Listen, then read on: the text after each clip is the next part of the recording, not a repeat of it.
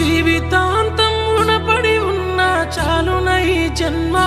నీ రుణం తీర్చుకోగలనా